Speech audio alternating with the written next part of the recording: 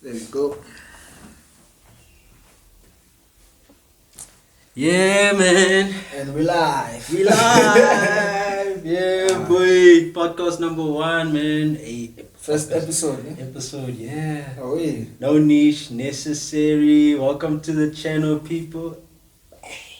Let's go, man. Let's go, bro. No niche necessary podcast, right? No niche necessary. We talk about everything and anything: sports, series, movies, music, paintings, art.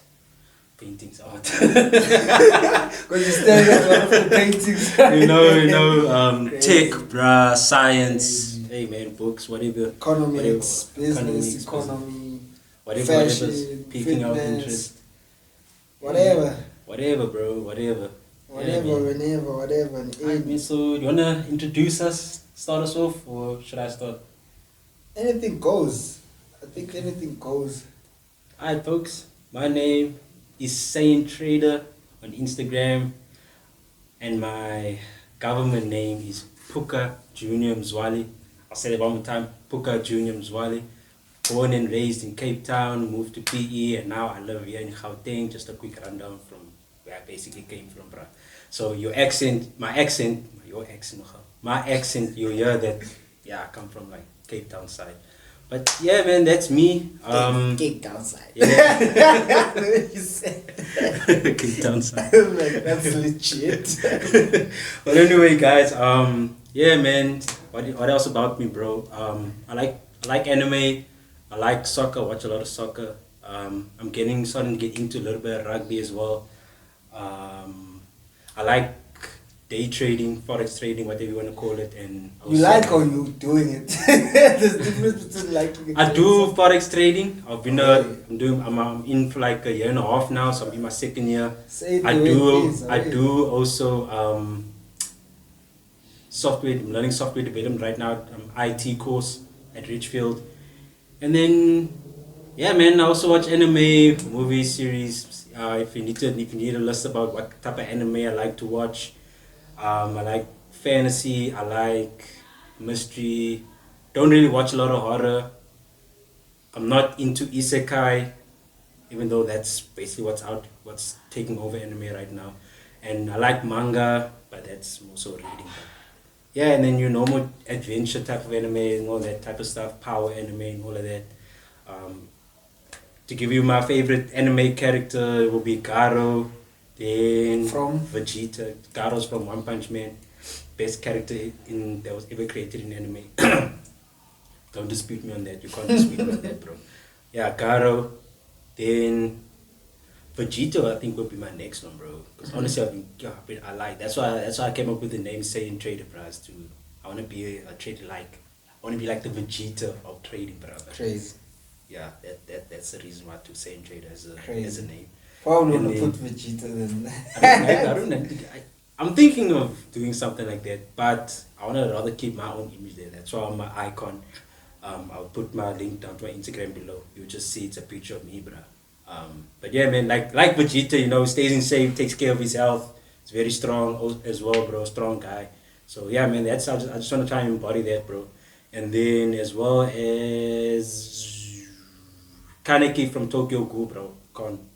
Bruv, I'm gonna put him in there, bro. If it came to like Naruto the series Naruto, bro, I would say Rock Lee is one of my favorites because he doesn't have any like ninjutsu and only uses taijutsu, and then he's like one of the strongest. So that's why I like Rock Lee more than I like most of the main characters in Naruto. Yeah, Genos maybe from One Punch Man as well. I ain't gonna continue. I've dropped a lot of names, bro. Genos, yeah, he's from One Punch At Man. that time, I only know two. I only know Vegeta and Naruto. The rest, I'm like, Yeah. But yeah, man, that's just anime, my favorite anime tier list. oh wait. My favorite anime characters, like anime and stuff like that. Yeah, man. I wouldn't say I'm a nonchalant person, but I'm more of like an introvert. Yeah, I'm very introverted. Yeah, man. Oh wait. Yeah, Oh that's wait. me, bro. A little bit of something, sun, little sun, But yeah, man. But if you want to talk about like when it comes to like ladies or whatever, bruh, Probably also nonchalant there. I'm not really nonchalant when it comes to girls, bruh. I just try. The thing is with me, no. I haven't even introduced myself, but you're already in a ladies' chat. No, go. Just finish. Go on a rampage. Just. Let me spit here, bruh. Let me spit. Bruh. When it comes to like females, no. Wow. It's not that I'm not nonchalant. I just don't like to think hard when I'm talking to a female. When I'm thinking too hard, that's when I know this is not gonna go nowhere, bro. Yeah, nice. So I'd rather like to think less. Yeah. And just talk, bruv. That's me, right? Yeah, that's me basically. Wait. Interesting facts about ourselves. You could drop that. I don't know.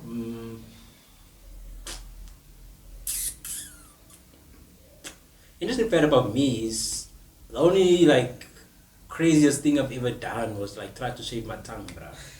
But yeah, basically when I was like 3 years old, bruh. When I was like 3, I don't know, 3, 4, 5, 6 or something like that, 7 maybe. Bruh, you think, I thought like when I was looking at my tongue, I was like so curious, like, what is that? Yeah, my tongue. I'm like, oh, then I saw my father use a razor to shave his like leg or something like that, or a beard. I'm like, okay, does he shave his tongue as well? And I cut myself, bro. So.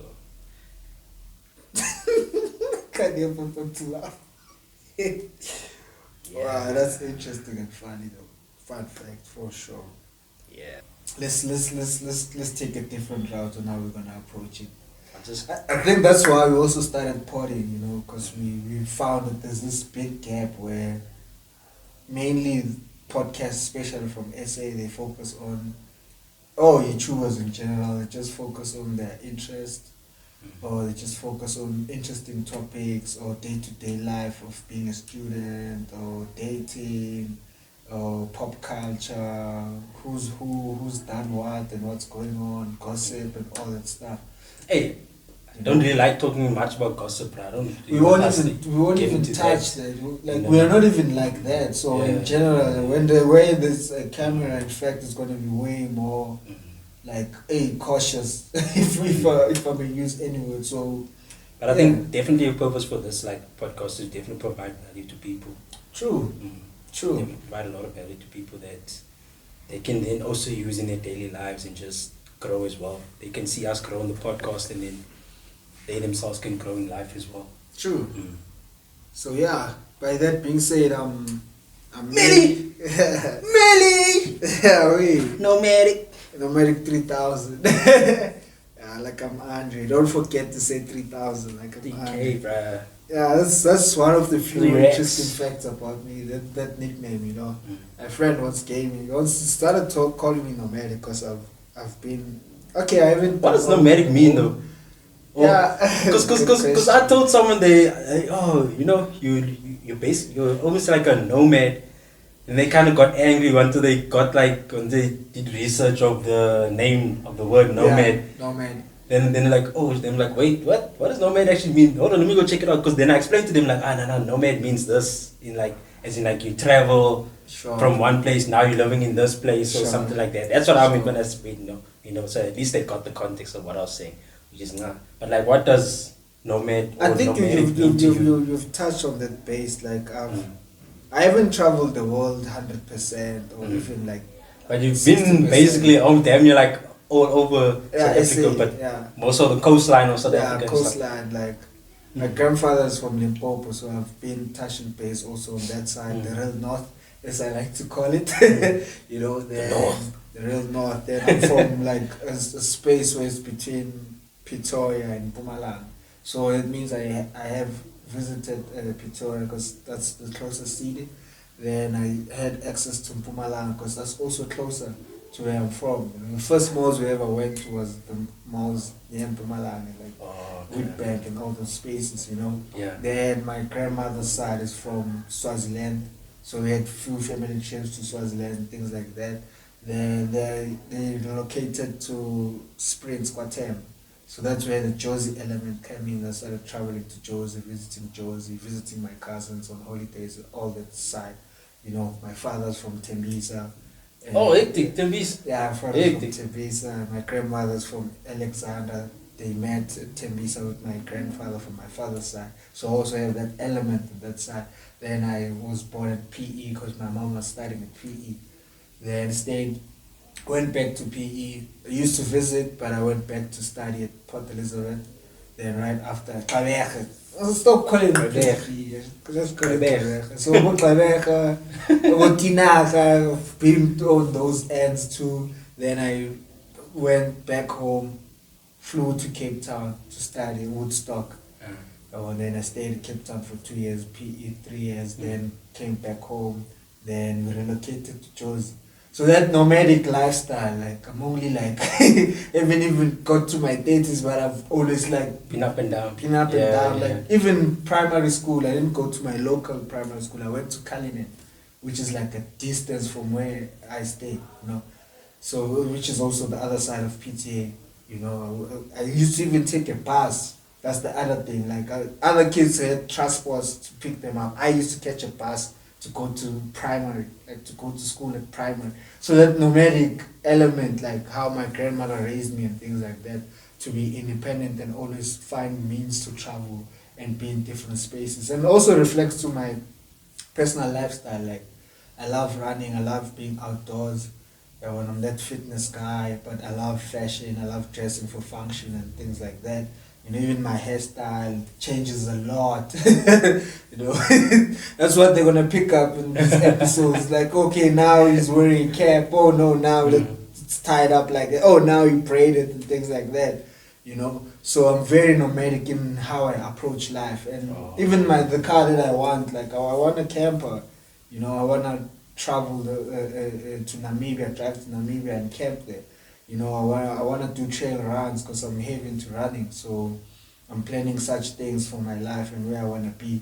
So yeah, I'm nomadic in general. Like that's who I am. You know, luckily this word also made sense to me. You know, because I know I won't even have means to live in a city for long. I'm just here to grind. After I grind, I'm going back to the outdoors. I don't want to drop my dreams out there, but it's me. It's nomadic, you know. So yeah, even Andre 3000, like that also, I took that 3000 from him because I like how he approaches his life, how he diverts and focus on this art of music, lifestyle, and fashion. Then he end up finding himself, then isolated himself from the industry and be him. You know, he doesn't try to do this, try that. It's just being Andre. So the 3000 element always reminds me of like always having that perspective. At the end of the day, I will be in these spaces, I will do that and the other. But eventually I have to find my own quest and my own path and stick to it.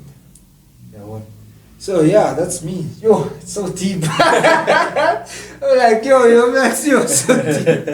I thought I was just gonna ramble, but it went so. Hey, what's the water? Okay, you need to drink. Nah, I got you, bro. Nah, So, that's yeah. crazy, bro. That's very interesting, bro. I was always wonder what nomadic meant, bro. Like, nomadic. I'm trying to put it out, like I'm trying to make people to get used to it, you know. But I think also what I do on a daily basis, because I'm a personal trainer on a daily basis, then I run my businesses midday basically. So mornings and evenings I'm always with clients and things.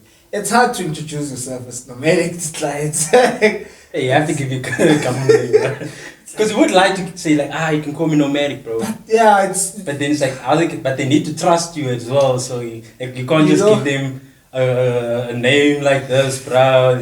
And they don't even know you like this. So how can you give them your nickname already? You know? Yeah. That's so true. Because this other client, she just decided to join our classes. She was on a chat me. Then it's like, I want to join the class. I was like, I want to join a group class. I was like, okay.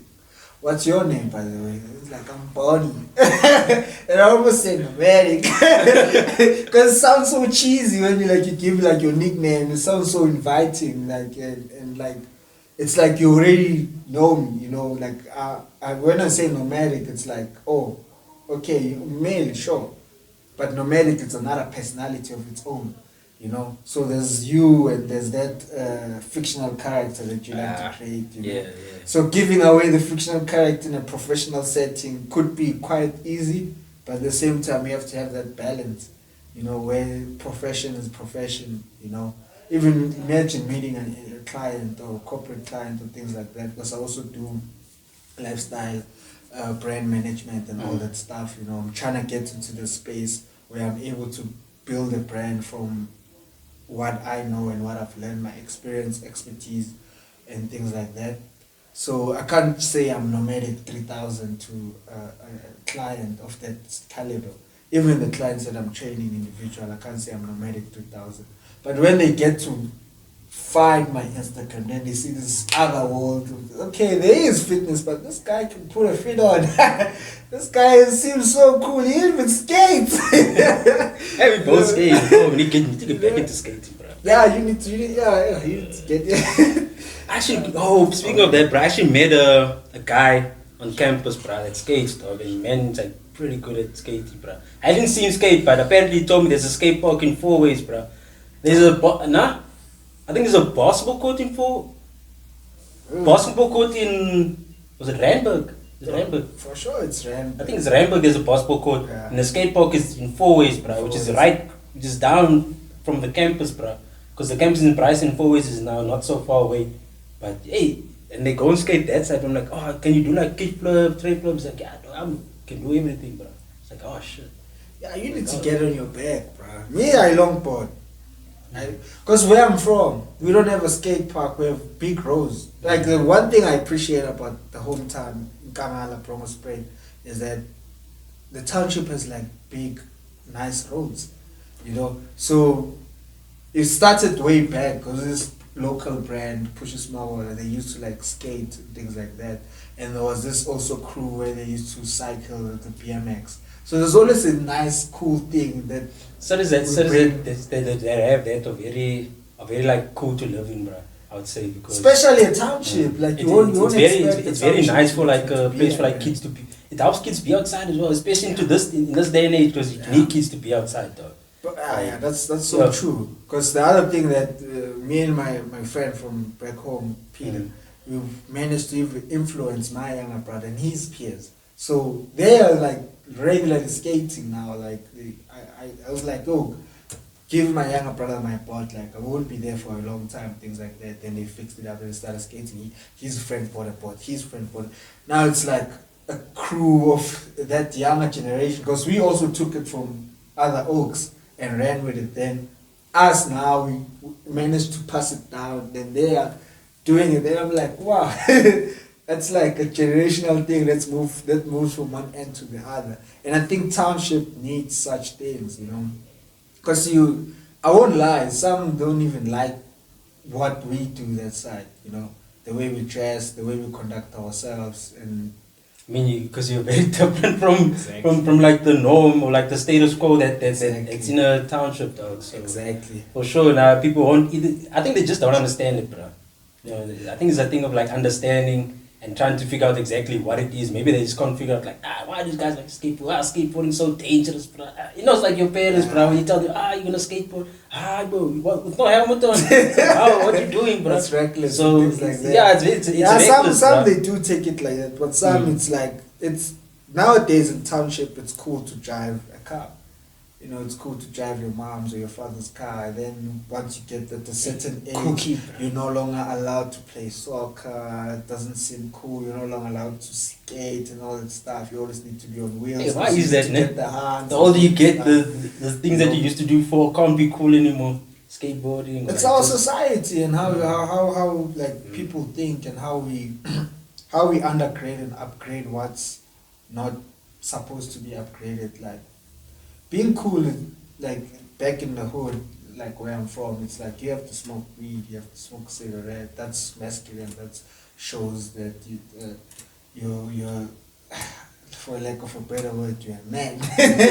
You know, type situation. But you find guys like me, you know, and okay, I've dabbled into like drinking and all that stuff and things like that, but I managed to leave the hood and come back, and I was like, no more doing because this. when you saw what's out there and what you can I achieve was and what's so possible, exposed, like Yeah. Opening my blinds or my kids, and then there's this beach front right in front of me at varsity. I'm like, wow, this is gang multicultural individuals that I'm getting to know. Like all of a sudden I have Wi-Fi. And it was like back in 2018, 17, like Wi-Fi. I was like, yo, I have access to YouTube. Like even my music taste changed. You know, I was more of an extrovert, outside. But when I got there, I became inside. Then that's where I managed to just flourish and get to know I think my myself. music taste also in like more so around 2020 was when my music taste started to shift a bit. Yeah. And really started getting into like EDM Yeah. and all of that type of stuff, chill music, chill up, lofi and all that. Because before I was first listening to like rap music, and I was just vibing on that rap music because everyone was listening to rap music, you know. High school, I was very introverted in high school. So I was always chilling on video games and anime, bro. One of my friends in high school introduced me to anime. So I just fell in love with like anime, started watching a whole lot of anime and then playing a whole lot of video games as well. So that was me in high school. I was never really the cool kid. I felt like I could never fit in to be the cool kid. It just so opposite. It's like something just kept repelling me from it, and I just stuck to being I just like video games. I grew up on video games. My father brought me into PlayStation 2 and all of these things. And I like it, bruh. And then I don't know how I even picked up on rap music because back in like prime, so I wasn't listening to rap. I was vibing on like flipping Afrojack. Interesting. Remember that song, bruh? I don't know. You've never heard Afrojack before? No beef. Flipping out, bruh. That's crazy. Gonna play it after we point. Flipping out, that's crazy. I don't have thoughts, bruh, to play. Yeah, we'll find a way. You, bro, Afrojack was one of those like bangers back in the day. But it was one of my other friends as well that really liked rap music and all that stuff. But I just could never really get in because I was so heavy on PlayStation 2, video games, that sort of thing, bruh. And then, around basically like university and COVID was where I just got deeper into rap. Yeah. But then I started to see like, oh, stuff, but there's other good stuff here. Then started diving into like K-pop because of one of my friends, we liked anime, and then he started showing me like K-series and stuff like that. And he's like, oh, wait, this K-pop song is so nice, dog. Then on Netflix, I learned about a band. I don't know if you listen to like band music. I do. Bands, bro, like Cannons and Cannons and all that band, bro. They're like so good, bro. Like so good, bro. Like, and they're underrated actually, Cannons, bro. But yeah, bro, that's how my musical taste like really just expanded, bro. You know, my music taste just expanded from. I think we're quite the opposite in a weird, funny way. Because in high school, you can't claim being cool, but if you ask around, they will tell you that I was cool and still cool. I don't know how to put that, but I was out there. I think that's the best way to say it. You know, love dressing and expressing myself. So whenever we had casual and things like that at school, pulling up the flyers fit. You know, I used to sell in high school. I used to sell lollipops and like your Fritos, your snacks and things like that. Entrepreneur. In real time, I used to make $1,000 in a week, dog, in high school, you know. Then me and my sister started selling like your quarters and things like that. I remember this one time, they caught my sister and my other sisters, two of my sisters. We all went to the same high school. Even my younger brother's going on the same high school as where we went. And he's also selling. Fun fact. Quavo, good hustler. That boy's. Probably that's why I had money to come this side, man. He's selling coin. Always. Yeah. You have to, you know, because you remember you watched your brother like prepping these things and having like 200 lollipops and finish them in one day, go back, stock another 200 lollipops, making 400 rand on lollipops. Then he has these big snacks, now he's packaging them. He sleeps, he gets up at 2 a.m., he starts studying at that time, working on the homeworks at that time. Then he goes to school with all these things, then he comes back empty, and he has cash. Remember having this pile of money, just started throwing on top of the bed, and he was there, he was also going crazy. Yeah, you know? So I was those type of high school kid, you know. Then that means you had, on weekends, you had money to buy whatever that you wanted to buy. You know, if you had to be outside, my cousins would come, then we'd be outside and lake and all that lifestyle. I used to also work on my father's butchery. So always, cash flow was never a challenge for me, especially in high school. You know, because I always like being and selling and like hustling and all that stuff. Sold pots, pans, plates, cutlery and all that stuff. Like make an easy 1.5 every month on that alone. You know. So that's what I'm saying. I was out there, like I reached out and tried entrepreneurship and all that stuff. Only in primary, I was more of an athlete. Like I remember this other day they asked us on career day, let's dress up and things like that.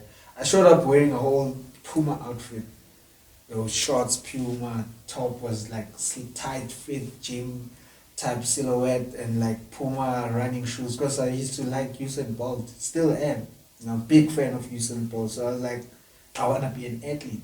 Bruh. You know? Oh, I forgot to watch the Usain Bolt video. You know, that reaction there, we'll get into it maybe probably on upcoming episodes. You know? So yeah, like primarily the only thing that I had to express myself was through athleticism and all that stuff. Which makes sense what I'm doing now, like this fitness thing that I'm doing now. And the fashion thing from high school, selling also starting a brand in high school, selling those t-shirts every Friday, making a collection, giving it to other kids, taking photos and all that, doing photo shoots and all that stuff. Like I started doing them in high school, then varsity, then I started like working more, doing sneaker exchange, all that cool stuff, showing up, having your own booth, your own clothes, having an actual sewing machine, making a t-shirt live, and things like that, you know. So it makes sense where I'm at right now. That's what I'm saying, me and you, it's like me and extra intro. But I think I'm a bit of both because I found my intro element in varsity. That's where I was like, I harnessed. Being outside was not fun. I like that. I think I also started to just accept that I like the introvert side because I like being in the background of like a lot of things, especially when it comes to like that. So I think I've started liking technology, like coding and software development and stuff like that. The behind the scenes. Being just the behind the scenes type of guy, bro, you know. Because I can be camera shy sometimes, but then there are other times where I'm not really too camera shy. So I'm able to, you know, just bounce a little bit both of the sides of the camera, bro. But I think where I really like to thrive is just being in the background, being that geek in the background, you know. I find being a geek pretty cool. You are a geek. Because I remember when I used to meet you in class in varsity. And Nelson Mandela University there. Then I saw you, the first time I spoke to you was, we were at the computer lab. Yeah, I don't know, I was doing copies or something, or you were waiting for the machine and things like that. Back of my mind, I know it's gonna sound dumb, and I told you before, I thought you were Black Indian. Like legit. Accent, the glasses. Then I started talking to him like, oh no, man, you're wrong. You're so wrong. You're so wrong. Like, okay, keep it down the notch. I didn't tell you all these years, because I remember I told you recently and things like that. Then I'm like, oh. Then we started sitting together in class. Then that geek, that's why I'm bringing to that geek element. Where it's like if they ask a question, your hand is up. If your hand is not up, my hand is up. Yo, and we're so competitive. I mean, you enemy, bro. Even to a point where every test that we wrote, the test 1, test 2, test 3, had to distinction. Catch you in the next one. And I slept with distinction. Like, oh, you got me. I'm gonna catch you in the next one. Oh, to a point where we completed the second year. Was it second year, wasn't it? I think it was like our second year. Yeah, our second year. Then I got 3. You got how many distinctions at that time? I think like 4 I think you got 4 or 5. I was so pissed. I was like, yo, beat me. Mind you, that's the first time starting getting distinctions. I never got the distinction in high school. Not because I didn't put enough effort, but I was not in sync to that. I think it's probably what you missed was that competitive friend, you know, that guy that was just. Because he pushed you now to like, I was competitive outside. Because it was just not enough for you, bro. Exactly, I was It was not competitive enough. outside Scalar. My confidence in terms of Scalar was like, I just like waking up and knowing that I'm gonna hustle. I used to see myself as Bobby X around. Fun fact from X from Billions, since we spoke about series and things like that. I used to like picture myself as that guy, who's gonna become a billionaire. I used to even have a check, $1 million check on my wallet. Then I signed it and saying for service rendered and things like that. Then every time I signed my register, I was like, it's $1 billion signature. So I was competitive, but not in the books. Not in the books. Outside of Just missed that. But varsity was push like, you. And then we started competing in basketball, bro. Then you it's a bit of a competition when it came to basketball, bro. We need to start now. We need to go to Prague. We need to go to Prague, bro. Even there's a scaler here, man. Told you about it before. We just need to make some time and just go there, just ball. I think time for us now is gonna be very tough. Weekends, it's like it's manageable depending on. Yeah, I'm also seeing my time is coming very limited. Bro. Even now, I can't even trade as much as I can before, as I used to last year, because now I see that I have to catch up, and then I also still need to try and practice coding, because I can't just go to campus, code, and then come back home and not code and just go straight into day trading. But I can't do that anymore. That's what I'm realizing now. That's why now I have to now be able to like go to school, learn to code, come home, practice, because I can forget those things. You know what I'm saying? And now the only way for me to get better at coding is to code by myself. Like I was doing a couple of years back before I even came into this course though. So which I remember. I remember vividly, because I remember you told me while we were studying. I learned coding in 2020, bro. And I dropped out the following year. I think I dropped out, 2020 or 2021. Yeah, I was watching this podcast on spreading humors. I don't know if you heard of spreading humors from MacG. Oh yeah. From MacG, they were talking about how like kids were struggling with like N-NASFAS and all that stuff because they weren't getting like payouts and stuff like that. So I can understand why some people would like drop out. Yeah, I also dropped out because of that, the N+2 rule and things like that. Oh, is that? But I also wanted to change a major. I wanted to move from marketing to fashion.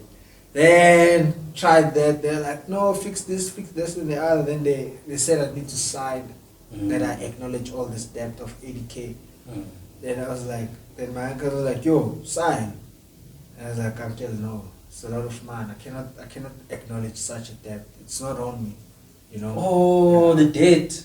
The debt, I had to acknowledge it by signing. But does NASFAS not give you like the money for like free, or is it like because it was a student loan? It was like it gives you the money for free, but they do mix things up, you know, where they because remember when you're switching from one course to the other, it might look like they've finished paying that course, now all of a sudden they're gonna pay this course for you. No, we're gonna cancel you after 2 years. Then after the last year or last two, you're gonna pay on your own. But acknowledge this. Then there's this debt that I have to also acknowledge. Then I'm still gonna get more debt as years go by. And I was like, no ways, I'm leaving this. And I just didn't sign. Finished that year, got 3 distinctions, left with my distinctions, and they called and asked. I was like, but this, that, and the other. Like, oh no, you should talk to this. I call, this back and forth. It's even worse when you're on the other side. I'm back at home now. All of a sudden, I have to communicate with people at Port Elizabeth, which is quite far off a distance. And I was like, no ways.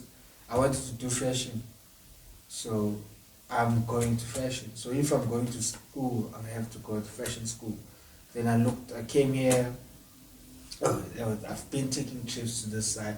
Went to Fedisa and things like that. Then, the money was just a lot, Then I told my mom, I was like, I'm finding 100K for a year for fashion. It's a lot of money. Ooh, I saw a coding course that was somewhere that was similar to that amount, but it was like a private college. Obvious. But with such careers like your fashion, your film, your music, going private, I think is the way, going private is deep because they specialize solely on that. They don't have a lot of modules, they don't have a lot of subjects that are not related to. Don't be saturated. If it's a fashion school, it's a fashion school. Mm. I like that concept with, okay, I'm gonna just be amongst like-minded people all the time. Then that's where Design Academy of Fashion, Woodstock, DEF came along, and I was like, there's a short course, doesn't cost a lot, and I'm like, let's go for Should it. have used that short course to apply for something in fashion, bro. Even if it's somewhere here. But that's what I did with my tech. Mine was not credited. Diploma. Mine was not credited. It was an 8 months course. Then if you want something credited, then you can do a diploma in fashion, which also costs around those money. Then they were like, I am fana, we ain't paying around that money. Then I had to just do the short course, tried to look for something else, nothing came by, went back home. So my journey has always been like, try this. Away. Okay, find another way. That's how I found myself in this space at Josie and doing fitness and things like that, while still pursuing the dream of designing and creating on the backdrop. Because there's no actual funds where you can say, okay, you wanna go to fashion school, you wanna koi that 100K for everything, go study. There's no, it's either you go university route, but at the same time, I think most of the mistake that we commonly do, especially right after high school, is not fully knowing what you really want to do. You know, I knew I'm an entrepreneur by heart, but what's the point of going to study business if I can't study entrepreneurship solely? So that means you can study something like a fashion which is specific, then the business part you would learn. You know, if you could find a subject, personally speaking, that has business and fashion, then I would do that. You know, but the universities and things like that, they don't study business or fashion. You can find that overseas. South I think we just prioritize other things. Yeah. You have to go to private sector, eh? You forced to go to private sector, South for such things, because public you won't find them. Other universities don't even host the fashion as a whole.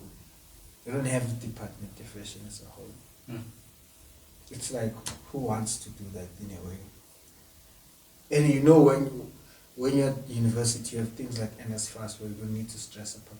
Do you think N-NASFAS like gives people do they fund for private sector?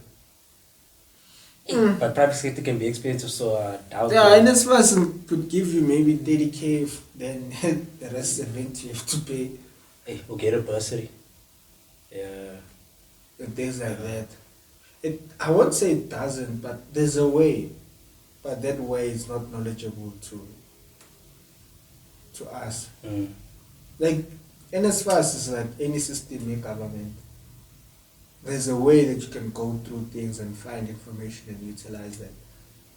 But for us, it's like the only way it's like this. Everyone tells, N-NASFAS, yeah, Maramili call it, these schools and things like that. Folk, yeah, that's it. It doesn't cover this, doesn't cover for that. But you find with these other also entities like, what do they call this? Starts with an F, the one for students who are studying teaching. Starts with the F. Fundis or something like that. Fundis? Yeah, something like that. That takes care of like that sector. But other things like there's no other organizations. I don't know how I'm gonna talk. Yeah, it's a like, tough one. Eh? It's a tough one. That's the thing. It's like each and every industry needs to have organizations. Number one, needs to have businesses that care. Number two, and entrepreneurs that lead to build forward. So by that I mean, if you have a brand that becomes successful and is South African owned, then you're able to have X amount of stores, you're able to generate over X amount of millions in revenue. Personally, you're liable to start a foundation. personally, you're liable to start an organization. By that, I mean, let's say you open up your organization, then after you open up your organization, you're setting pillars and structures that will work with universities and institutions to be able to pump in funds for students that are interested in that sector. So if I have, I take 1.5 million, then I split that 1.5 million in institutions that are around Gauteng. I pick two. Then in those two, with that money, I'm able to cover 5 students who are interested in fashion, but they have to apply, they have to do an essay, they have to come to interviews, then we select them. Right after that, they use that platform to study. Then after the fees and everything's been paid for, then right after I take them and place them in my company. They don't actually do that, eh? They don't. Okay. The public sector is good at doing such because it needs. I think they do that for like engineers, because I know my cousin, she studied and then got straight into work. I don't know if she was studying for a company as well, but after that, after university, got straight in. It's rare. It's rare to find institution that like. But I think you also have to then be like a top student.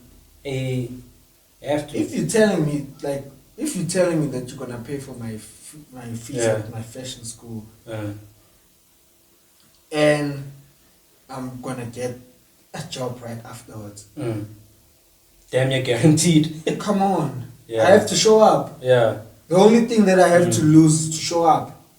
So I think then the question would be, are the kids going to actually show up when are they given these funds? Because we've seen some kids when they get given N-NASFAS, we still hear them complaining about food and something, and then you hear how much they're getting given, they're like, hard paid. How are you complaining so much about food, bro? What are you even doing with this money, dog? You're selling, you're buying drugs, and all these things, dog. So what you doing with that money, bro? I think on that element you can't control what the students do or what they decide. But I personally speak on behalf of individuals that I think they have what it takes, but they don't have the right infrastructure and resources within this industry. You know, there was even a strike in right here in Sandton, you know. When? At Sandton Convention Center at Street. Okay, they were striking against. There was a peaceful march. Oh, not a strike. There's a difference between a march and a strike. Huge difference, my bad. But, yeah, there was a peaceful march, alerting and alarming the government and asking the government that they should find a way to assist the clothing and textile industry in South Africa. So your guys like David Kali and them, they were there like speaking and talking about this challenge to the fashion industry as a whole, especially localized, locally owned brands, and what the struggle that they are facing in terms of the consumers, in terms of factories being closed, you know, all that stuff. No, I read about like, don't really want to get into the SME topic, but I read about like how some SMEs get very regulated. Like that's why South Africa can't have like this, I mean, just for like a force where entrepreneurship can lead the country into a better future, because of the regulation that is now going, that's challenging SMEs to grow, and it's not giving SMEs an environment to start and then grow, you know, with the country, to stimulate jobs and all of these things. But obviously now that's for nothing. But I'm thinking now fashion probably goes through something similar. Similar to that. It does. And to me it's so sad, because both of the industries that I operate in, they go through such a thing, where the other one, the private sector, it's there, but it's underpaying, overworking people. Like a black sector. Because in Japan you get these like black companies where they underpay, but they overwork you. Damn, you're 6 to 7 years. Most of the like, they are ran by black, indigenous, and white too. But it happens that the opportunities are scarce. So how the sector is gonna react to that is that they're gonna press the oppressed. So if the opportunities are not available for you to find work in fashion, whatever work that you're gonna find in fashion, most of the time you're gonna be oppressed in terms of your working hours. Imagine if a factory closes with 500 employees, then it reopens and only takes 5. So the workload that those employees are gonna face, let's let them spiral. Yeah. You know, the workload that they're gonna face, that now it's not even a third, it's not even half, it's not even quarter, it's like way downsized. And that's what you find in that space where what you've spoken on in terms of regulations. The problem is regulations and legislations and the constitutions and the amendments. Like I'm breaking everything down now to the tier. You know, to We should definitely take a time to just break down each thing, you know. Yeah. I'm just giving an overall because those are not only there to give you access to do what you want to do at the best and at the right form of way. They're not only there to create a foundation and a paperwork and a structure of how you want to operate. They are there to be able to assist you to grow, to be able to assist you to professionalize and have ethics integrated in your company. But when it comes to SMEs and fashion and small businesses, it becomes the opposite, because they expect you to have answers, they expect you to have papers for questions that you cannot even answer without not growing yet. Because remember, you're a small, medium-based business, you know. So that on its own, if you're going to expect me to have this license for that, and that license for that, this registration for that, that legislation for this, now I need to have members of a committee for this, for my company, have chairmen and people, board of directors, that are going to determine how we're going to operate everything. Damn, it sounds like capitalism, because now it's like you're paying this person. It's like, sometimes it's not even paying, but sometimes it's a structure that's there to give a nudge and say, yeah, we can give you the money. Yeah, we can give you the funding. Because you have this, you have that, you have that, you have that. So you're expected to fill in all of the boxes in your early phase of your business. Because remember, small-based, medium business, there's a target of employees that you are able to hire. Not less than... I think like 10. Not less than 5, not more than 10. Okay, yeah. You see what I'm saying? So you have a ratio that you're going to use, that you're going to utilize. How will I be able to have license for this, that, and the other, and legislation for this, and accreditation for that, if I'm only having 5 employees? I'm starting. I need capital to grow my business, to employ more people, to be able to buy that license so that I can sell this product and have this product available. But if you're going to ask me, where is the license? Which legislation and regulations were you able to fill in with that document and that document to be able to come and ask for this X amount of money? You're knocking me out. Yeah. This is what you say. You know, you're not giving me an environment to just breathe and grow first, and then let me give you all of these things, dog.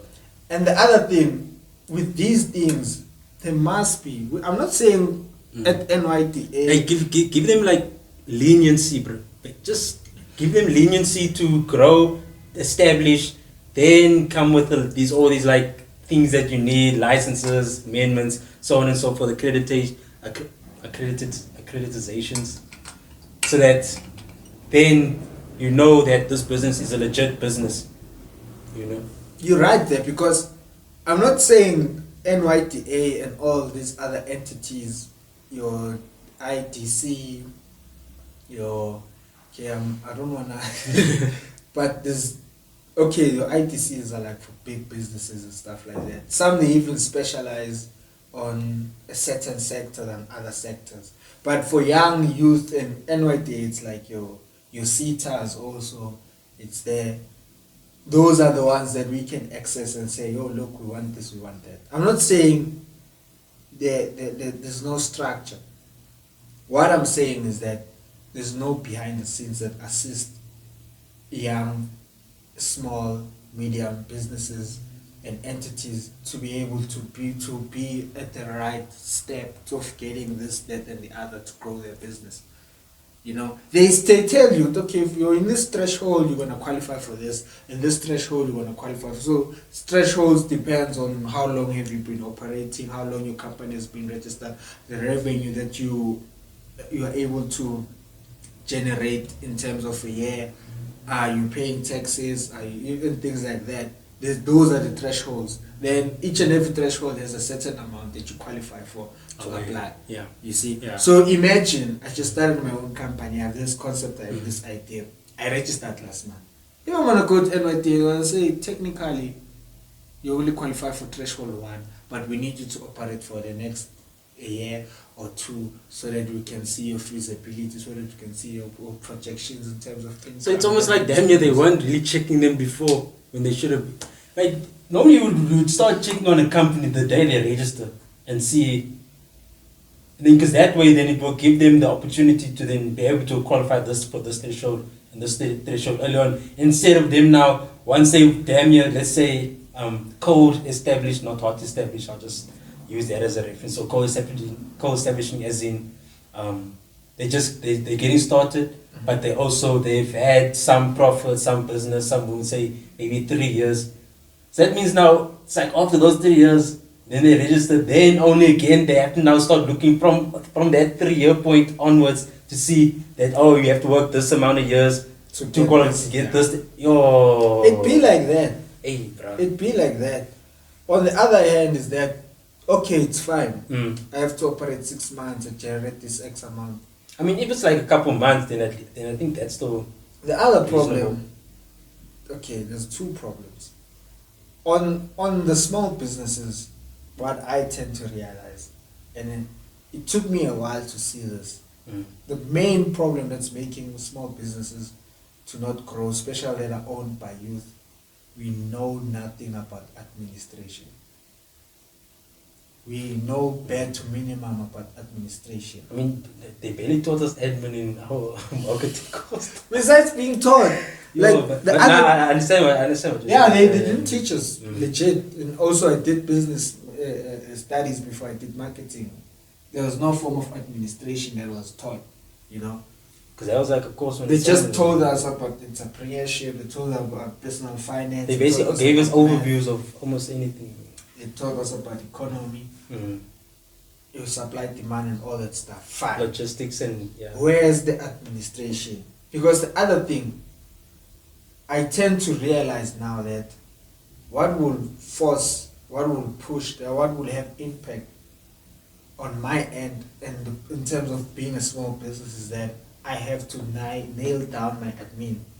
I have to know how to send an email, know how to reply an email, know how to communicate to suppliers, know how to close a sale, how to locate leads, you know, how to locate potential clients, and how can I have a database in a system where if I sign you as my client, you have to go through this system, then that's where you're going to benefit by being in the system. Then once you're in the system, then now we started doing what? Exchanging the services.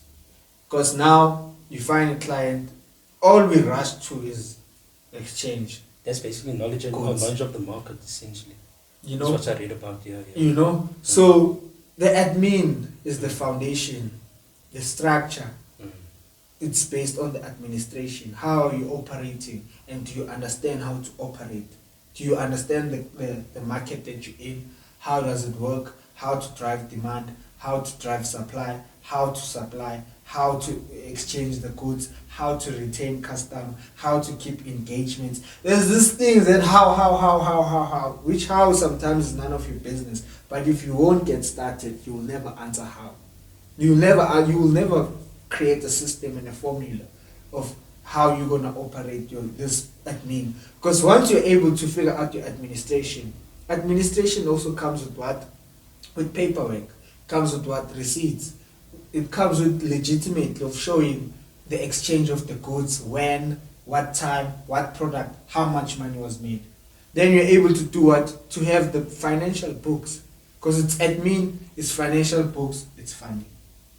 So if you don't have the right administration, you won't know where your finances are going. Because most of the small businesses, what we do, we work for this. To put food in the table, chow, then balance life, then that's where you're like, oh yeah, I still need to stock. Yo, yeah, I need to still. No, bro. Most of the business that are successful, that are startups, they are successful because they know how to get debt. They know how to generate debt. And they know how to scale. Those are the two things. Besides administration. Because by debt, I mean you're able to get money for the business. Then the more your business is in debt, the more your business is able to take itself out of debt. Because the business has more rights than you. Yeah. So, yo. Nah, that's crazy, bro. Because I actually read about like something similar to that when I was learning about like real estate. They have like this thing called the MLS, which is I think it's a major listing system, something like that. Where they have all their houses that they want to sell or rent out or whatever like that, or people that want to buy, or for buyers and sellers basically. And then you have your customers that go on there, they can like list their, they talk to an agent, their agent will list it onto the MLS. The seller's agent will basically come to the MLS to look for a buyer. And I just messed that up completely, but I think you can't give what I'm saying. But yeah, they essentially have their own thing, which is how they're able to look for people to buy and sell houses basically, because they have a system where everyone who is in for real estate agents are able to, for real estate agents and brokers, where they're able to then find information on certain houses or certain buyers and sellers to see who fits who. Does this seller's house fit for this buyer and vice versa? Sure. So, yeah, you see what you're saying is that they have this administration that they are using, and that administration is able to have a space where they can engage with their clientele. Then they're able to know the demands, and they're able to know what to supply to which client. That's what's missing most of businesses. Okay. That's the system that you just give it a clear, easy, concise way to see it and understand what we actually mean is that once you have that, because the other thing, you're always working backwards because you're trying to figure out what you're doing. You know what you're doing. Like if you listen to entrepreneurs, especially who are on their early phases and small businesses, things like that, they will tell you, we know what we're doing, but we can't explain what we're doing, but it's working. One way or the other, it's working. The other thing is that what causes that is that they are working backwards. Sometimes you're able to go direct to the consumer, exchange the goods and services, then there was no form of administration that was building towards that. So now you're trying to fill in the gaps. It's like, oh yeah, I remember how we got that client. No, you met the client at the gym. Yeah, I met at the gym, and then we went out for a smoothie or coffee. Then after we grabbed coffee, then we exchanged the emails, and I emailed the business portfolio and the service that we're offering. Then the client was interested. Then we booked a meeting to meet, and we sat down, we showed them, then they showed interest. Then we're able to do what? To sign and exchange. But in your back of your mind, when you saw the client, you scheduled the meeting, you got the deal, finished. Done.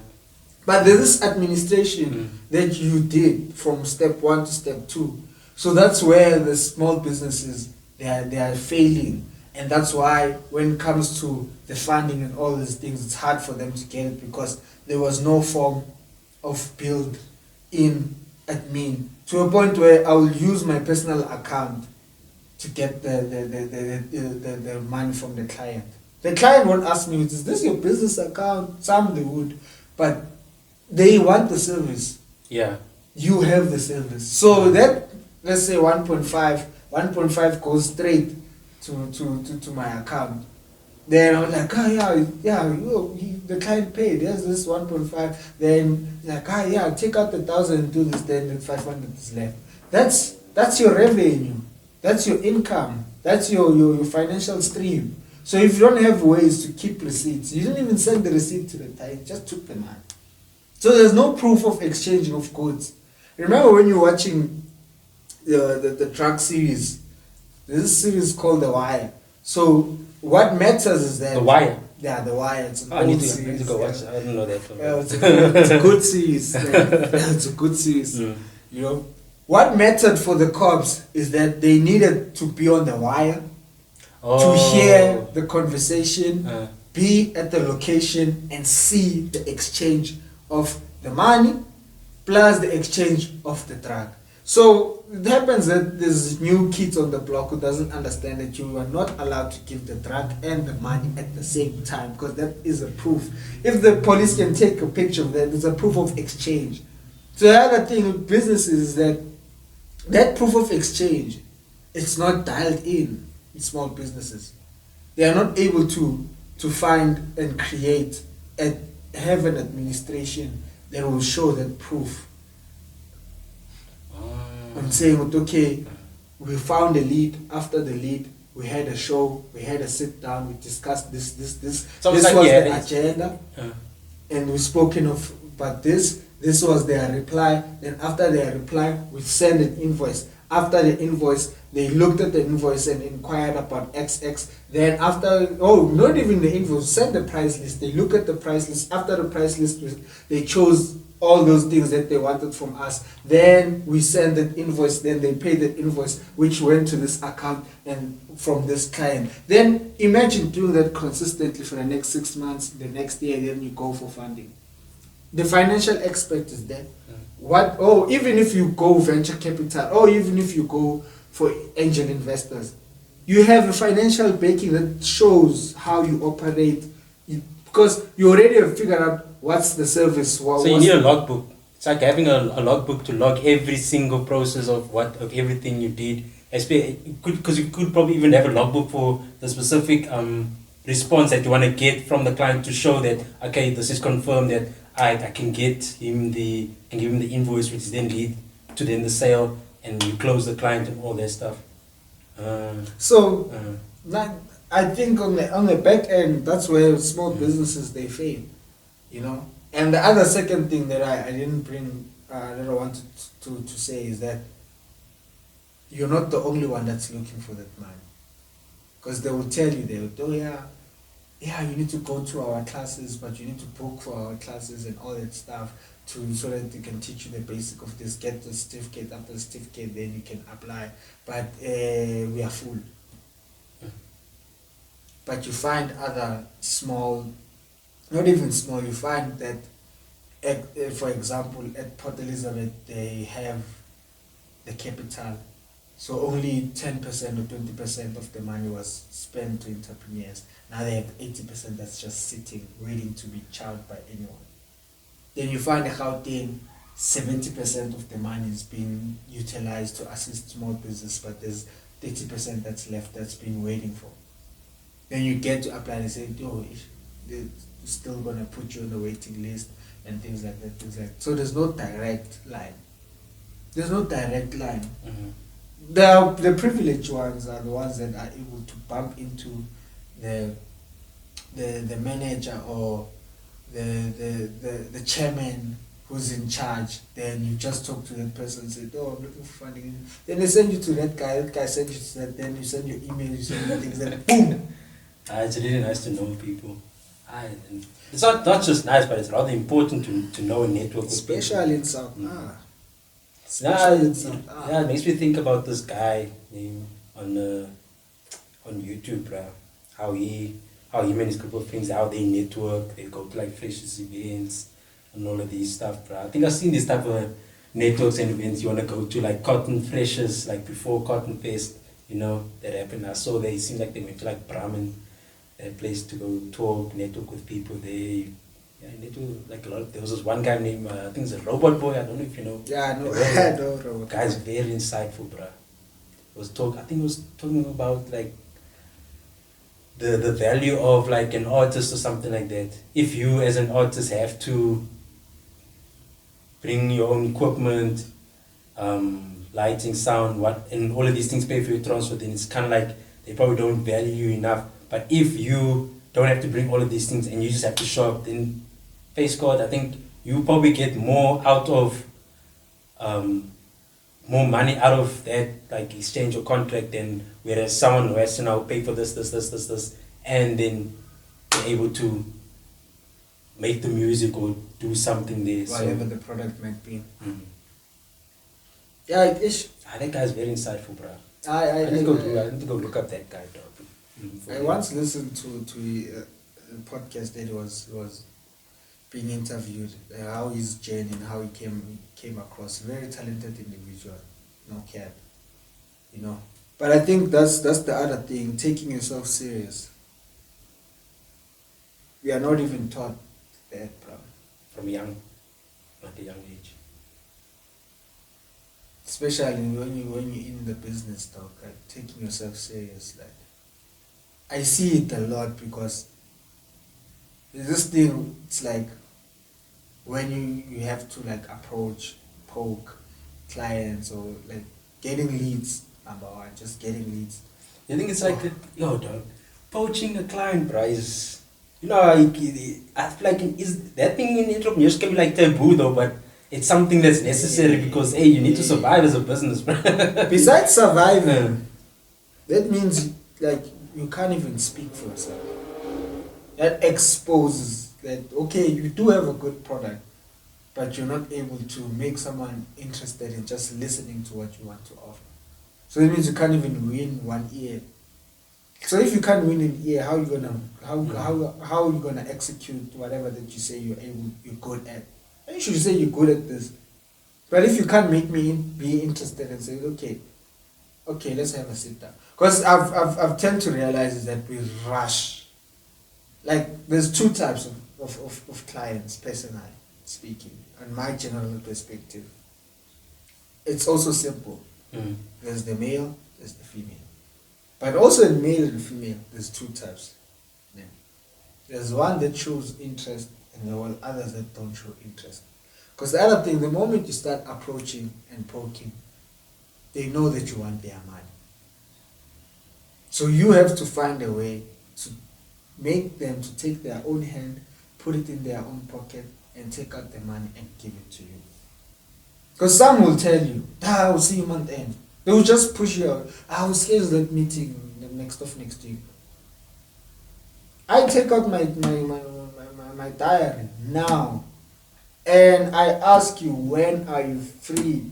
Here's my schedule. I have an opening here, I have an opening here, I have an opening here. Which one will be suitable? No, I'm traveling from Monday for work, I'll be back Thursday. Okay, Thursday, I have an opening at 7. 7 is too late, or 7 is too early. Oh, I have an opening at 12 5. Sharp. I will send you a message, I will email you, I will call you the day before to confirm that are you still managing? I always say are we still rocking, but are we still rocking? Are we on site? Are we live? Then the client's like, yeah, then I send you my details now. Then it's like, oh yeah, I received the email. Oh, I received your message. So that you can save. You know who's talking, who are you talking to. Then if I drop a text on Thursday, or on Wednesday, remind you of Thursday, it's not like out of the blue. Yeah, for sure. It's not like out of the blue. It's like, oh yeah, I remember speaking to this guy. Oh yeah, I had my meeting with him. Oh, I wonder what he's going to say. Oh, I wonder what's going to happen. Then you're on your A game. Because even now you can't draw someone to listen to you. That's what I'm saying, we're rushing. We just want to say, oh yeah, the meeting, let's sit down weekend and talk. Sharp. That person will forget you. You call them Friday, hey, yeah, I remember, but hey, I'm in this funeral, now that's our conversation now, I'm sorry to hear. And that sounds like Oh. planning is another thing that's very key. Planning. Planning, bro. Because I told my cousin as well, he says, yo, he wants to do trading and all of these things. And he's like, yo, after 3 months, I want to put in live, man. I'm like, bro, 3 months. Or even 6 months. I'm like, relax, bro. You're 16 years old, dog. This is where you can't even open a live account at 16, bro. So I told him, dog, why not just use this 3 years to practice and get good so that by the time you're 18, you're ready to just jump in and go live. He's like, I want to make money now, bro. I'm like, you need to be patient, bro. Marcus is going to chow you, bro. And that's what I had to learn, dog. You can't rush anything. We rush. You need to plan. Rush. You need to plan and be patient. Because it goes back to like the females. There's a different tone when you're talking to a client female and a male female, depending which gender you are. That's what I've realized with males. There's certain way. With females, it's even way. It's like you can be respectful on both ends, but you need to be more respectful and calm and relaxed when you're talking to female clients. That's what I've realized is that you can't approach both of them the same. The other thing you need to observe personalities. You need to be able to, okay, if they say that's the guy or that's the female that I need to talk to, from here looking them, you can see what are they wearing, what's their posture, and even from your greeting. Oh, hi, how are you? Oh, then hi, how are you? Then okay, we're tired, we're not having a good day, it's been a long week. Then I started like that. It seems like you had a long week. Oh yeah, I'm so stressed at work. And like, okay. So it means your stress levels are quite high. No wonder you guys are causing problems in people's relationship. No, it's not about that. It's about understanding. But I understand the client. I understand that partner. But I can see why there are problems, because some personal trainers will take it a bit step further to secure their client. If they have to be just a little bit seductive and just talking that soft voice, get very comfortable, I can see why there might be some. With both ends. With males, you need to feel less dominant when you're talking to me. You need to. I must not make you feel like you're clueless of what you're doing in the gym. I must not make you feel like you don't know what you're doing. Even like there's this brand that I approach outside of personal training. They're a clothing line, they're a local brand and stuff. They have good products, but they have zero marketing and approach, direction. There's no curation, there's focal, but there's a good product, and they are able to have a store where they can physically exchange goods with customers. I think what's driving their income is that. But online, I spoke to that guy, greeted myself, introduced myself, and I realized, this guy, very ambitious, very confident, very experienced in a space where he's been in business with a lot of people that have done him wrong. So now he's skeptical to work with anyone or to take any ideas or like. Oh, you pushed an idea to him? He's not open to ideas because of bad business experience, even personal experience. So now your approach is going to change, your tone is going to change. I need to win confidence. I need to win trust. How can I do that? Offer the service before you get the money. Show that this thing is not only about the exchange of currency, but it's an exchange of building relationship. We are building relationships by exchanging whatever I have to offer and whatever you have to offer. Because at the end of the day, we have to exchange something. We have to exchange a medium between me and you. But if now I become so harsh, because you sound so harsh, I need to do the opposite. I need to give you reassurance.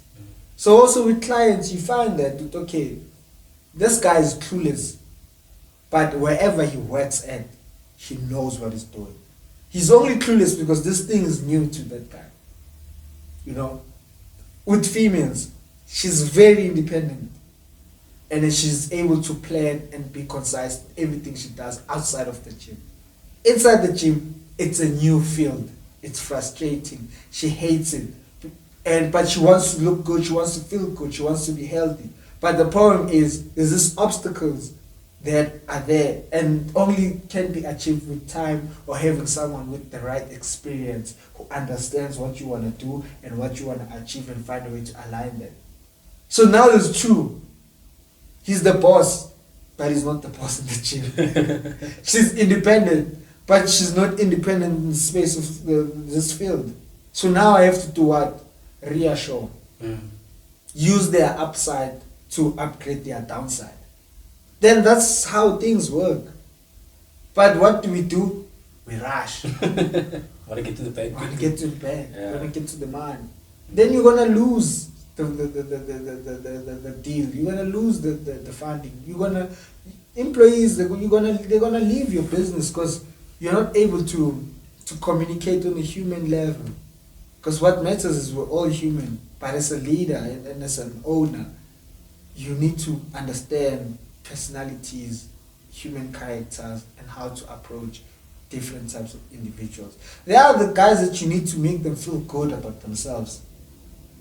Even if you know, I'm making it worse. I'm making him worse outside. Now he's gonna get to work. Now he's like, yeah. But that's good.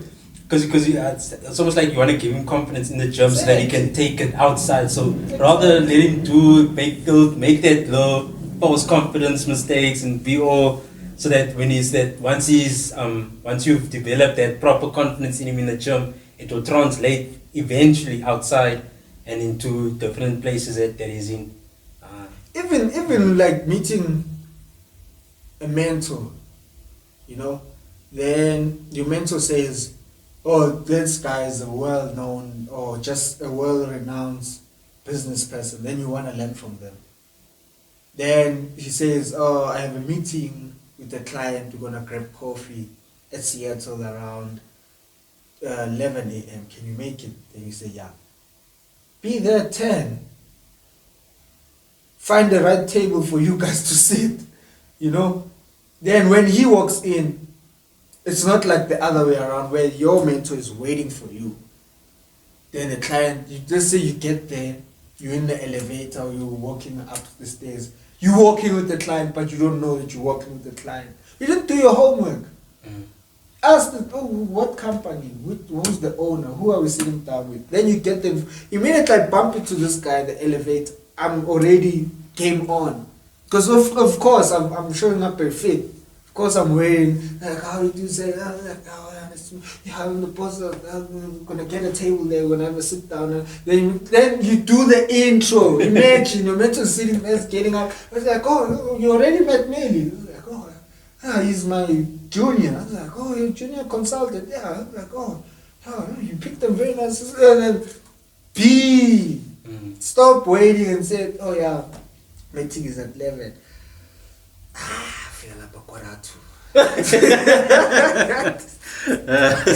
Then you get there, you haven't done your homework, you're just listening, you're not engaging and things like that. And it's the same thing with podcasting, That's what I learned about podcasting as well, especially now that we have to dive into specific topics that are going to take a long time for us to talk about and dissect and all these things. I also saw that I knew this SMC thing, dog.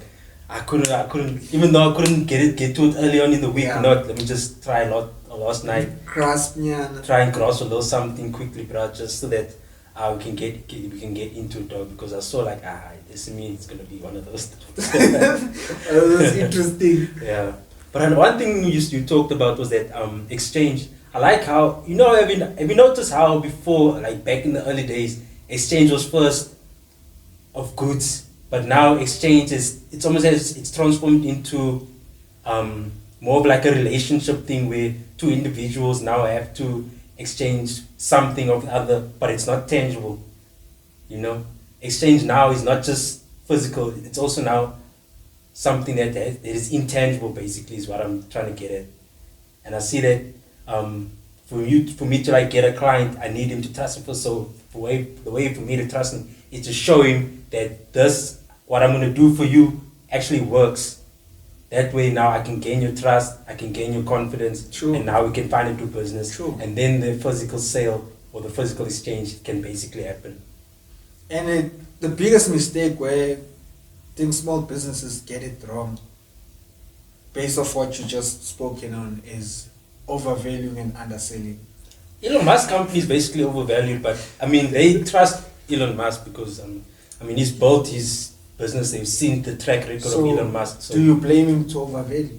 nah, You can't. can't really. And plus the investors trust him so. You can't. But you Yeah. find that small businesses they overvalue their quality, or then when it comes to delivering, then because there's a lot of logistical constraints, there's a lot of red tapes behind the scenes, Yeah. where you want to pursue, you have a business, you're trying this, but there's so many personal things that are happening that you can't even show up at your best in anything, your presentations or your products, your delivery, even being unlucky at certain stages where your manufacturer says you're going to get this thing shipped by March, then happens that gets delayed by 2 weeks. You promise the client that you're going to meet the client within that duration, then now you can't deliver.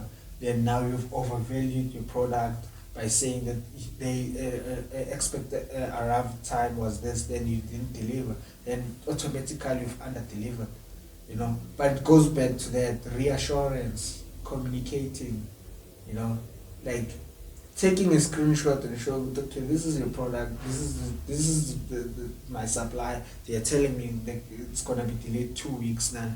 Getting that feedback and goes back to that. But besides that, only alone is that you find that you overvalue the service that you have to a point where when you have to deliver that service and the client says, I can only take that, or I can only pay this, then you're like, hour. And then you check that the client maybe is the 5th person you've tried out of all your leads that showed up, out of all your leads that listened, that went through the price list and put a inquiry for an invoice. Then now you're only gonna make 80% instead of 20% of the profit, but you still prefer not to deliver. That's the other mistake, because your cost, price, and your markup, they are so intertwined because you're still building that business. You're still trying to figure out how you're gonna make profit. So you got your first client, you're hoping at least to get that 100% that you can find a way to utilize it, take it back straight to the business, but now you're only gonna get 60% or you're only gonna get 80% of the profit, then you just don't deliver. Then you've overvalued, under delivered. Because the other thing, once you win that client, you're able to deliver, the client is gonna value you more because you managed to go under than what you are willing to take. You're able to take the loss. Okay. You're able to take the hit. They do the same thing in real estate as well. Especially when they need to value a house. They undervalue the house so that when offers come in, the price of the house will then raise so that they can get a better deal for that house at a much higher price than what they initially sold, what they listed it for on the market basically. Mm-hmm. So yeah, I see what you mean. You see what I'm saying? So I think that's the other thing that makes small businesses to not be able to move. But the other thing that's very crucial is that not having enough infrastructure to scale. They actually talk about that as well as one of the challenges for small businesses, the infrastructure. It's big. Because without infrastructure, there's no service, there's no product.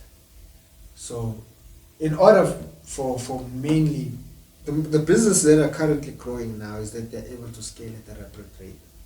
The businesses that are taking over now, they're able to scale quickly because they have the infrastructure, they have the experience, they have the expertise, and they it relates to say basically like DeepSeek AI basically. God, they were able to they started here out of nowhere and then they were already challenging ChatGPT in the same field of AI and that sort of thing. So nah, see. And they are worse because they are working with Meta and you're able to find it through Instagram, you're able to find it through Facebook and social media.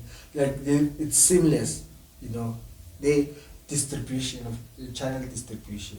They're the same product, the other one uses an app, the other one uses other platforms, including an app. So now they are scaling and also tapping into the other markets that the competitor is not tapping into. But we're both offering the same thing. Oh my word! No wonder that guy was able to do one of these coding exercises on Meta, bro.